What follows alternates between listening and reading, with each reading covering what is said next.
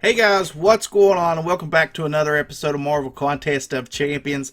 And now I just want to start off by saying on this episode today that this is Masteries 101 offensive. This is not, let's just say this is not for you guys out there that are really experienced in the game. This is more for the newer players.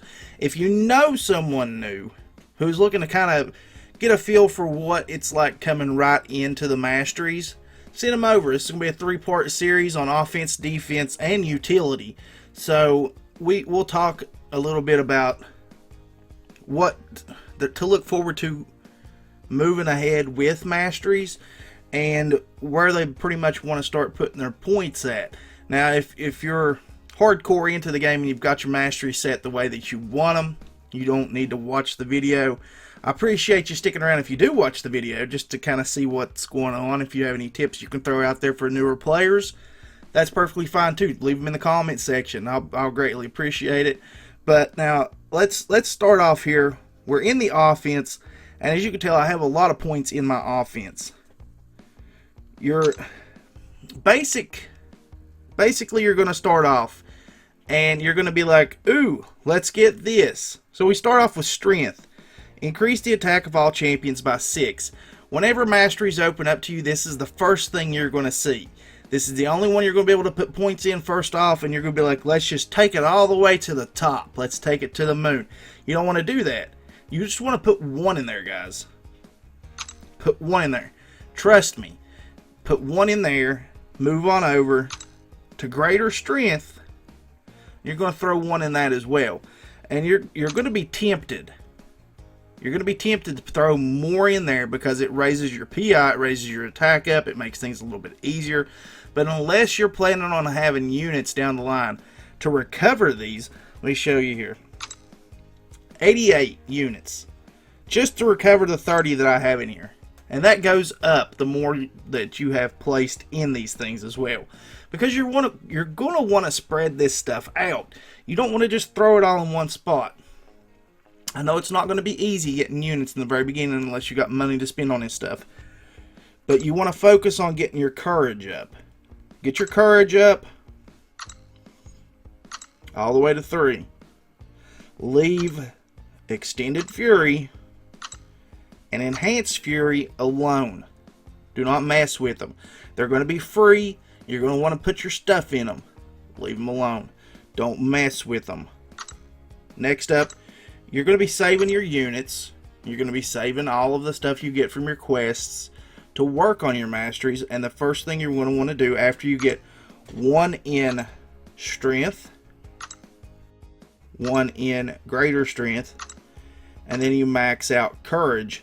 So we've already covered 5 levels right there. That's 5 points you've already taken care of. Next up, you're going to start working on getting your Pierce up. Now, I can't remember exactly if these cost units or not.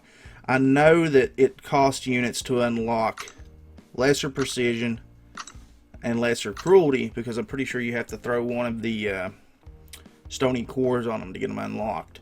And it'll be the same with precision and cruelty. Now these, it's really all about preference.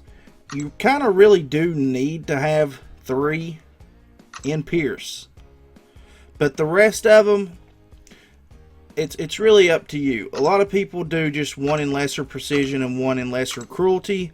I like them though. I like raising my crit up as much as I possibly can, but you're going to want 5, full out 5 on precision and cruelty because of the boost that they give you. Look at this at level 5, rank 5 of 5. Increase the critical damage of all champions by 50%. That's a lot. Increase the critical rate of all champions by 10%. That helps boost that 50% up because you're raising your critical rate up. So I mean, it's worth it to me. And then you're going to see these things. Pure skill. Mutagens. I mean, it's totally up to you guys if you want these little. I'm not going to get them. I don't plan on it. I think it'd just be a waste of time. And there's other places you can put stuff. This is where we start getting touchy with things, though. We have glass cannon. which I didn't initially like in the beginning, because when you look at it, you sacrifice 2.4% of your health for 2.4% of your attack. Your health is a much larger number than your attack is. So the difference between what you're taking and giving as far as health and attack goes, you're losing a lot of health, gaining a little bit of attack. But it hasn't hurt me yet. So I have got this up to 2. And with the last mastery point that I have, I'm probably going to stick the last one into Glass Cannon 3. But then you go into your suicide masteries, which is your recoil, your liquid courage, and your double edge. I do not advise these. There are people out there that will say go for them, but really I have seen in the arenas, I have seen more often than not people die just from recoil alone when I went up against them. They lose so much health. I've seen so many videos on YouTube where you put a champion as the boss in Alliance Wars and they have recoil on their champion, even at level 1 recoil, and they down the boss simply because that boss just kept using their L1s or their L2s. They spammed L1, L2s, and they died.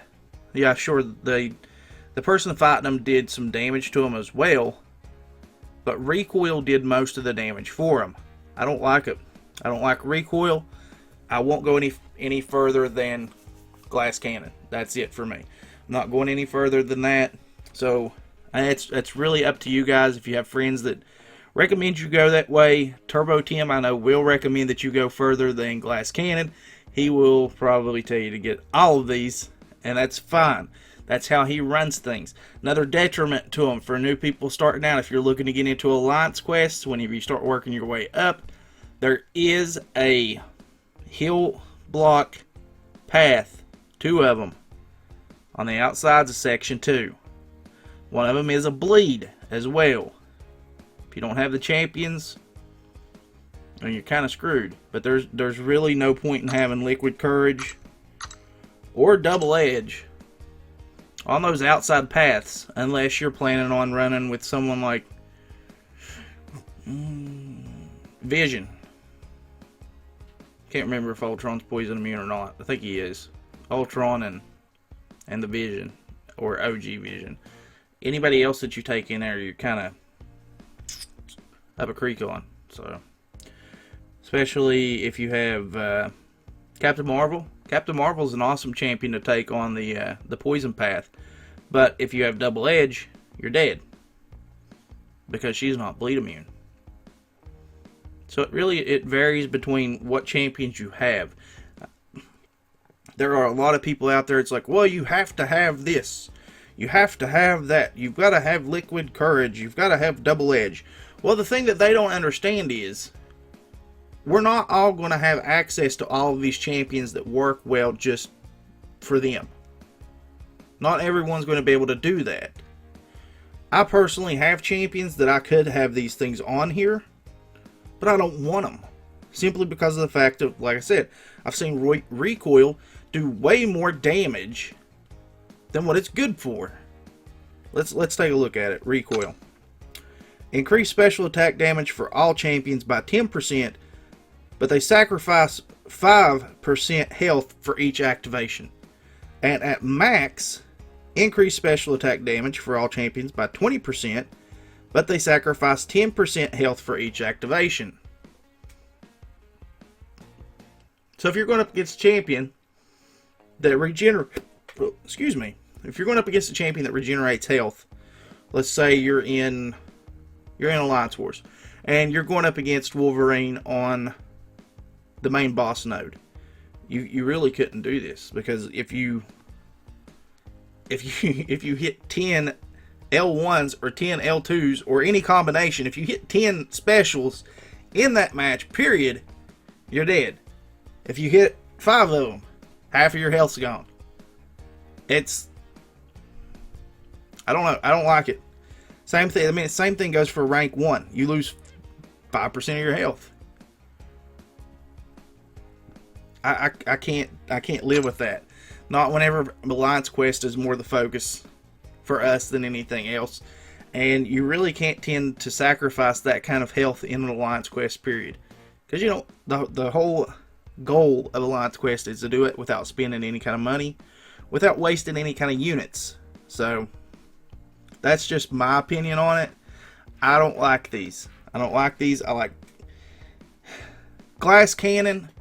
It hasn't been enough of a detriment for me to actually notice. So it's okay to me. I can live with that. It's not a problem. I'm not going to have an issue with it. But I really, really like these critical rates and critical damage buffs. And even the lesser ones. I like those because it's enough. It's enough. Even at max, we see here, increase the critical rate of all champions by 2.5%. And you add that on top of the 10, so you got 12.5%. That's enough to make a difference to me. Right here.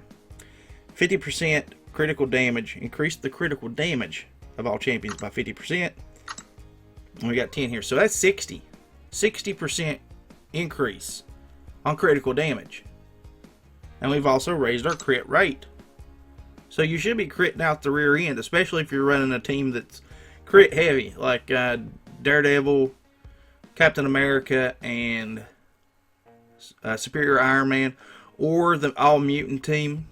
It's like, I can't think of it off the top of my head, but there's an All Mutant team that has an amazing crit. It's absolutely, it blows stuff out of the water. I attempted Realm of Legends with it because I know I could have a perfect block team as well, because you can also throw Black Bolt and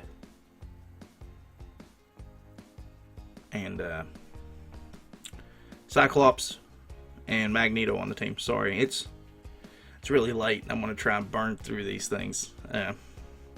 So I kind of, a little bit of a brain fart there. But definitely do not waste your units on these first two, or waste your points, your skill points, or your mastery points on these first two. Do not waste your points on strength. Do not waste your points on greater strength. And do not waste your points on extended fury or enhanced fury. You don't need those things. Don't waste your masteries on them. There are other places that these will be benefited better. So hopefully you guys learned something from this. If you did, leave a thumbs up on it.